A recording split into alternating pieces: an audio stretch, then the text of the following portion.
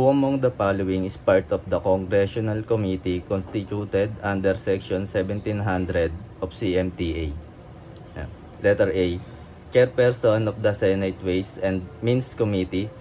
Letter B, Chairperson of the Justice Committee of the House of Representatives.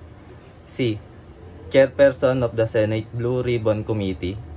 D, Chairperson of the Finance Committee of the House of Representatives. Aside from the chairperson of the Congressional Committee constituted under Section 1700, CMTA has: Letter A, 4 additional members. B, 6 additional members. C, 8 additional members. Or D, 10 additional members. Aside from the chairpersons, the Congressional Committee constituted under Section 1700 of CMTA has additional members from: A, Bureau of Customs. B, NEDA.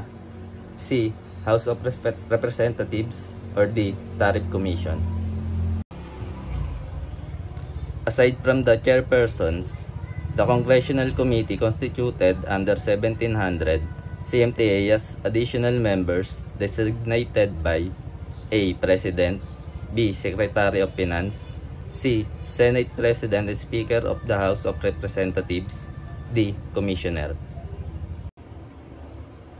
The Congressional Committee constituted under Section 1700 of CMTA has the following functions: Letter A, review BOC collection performance.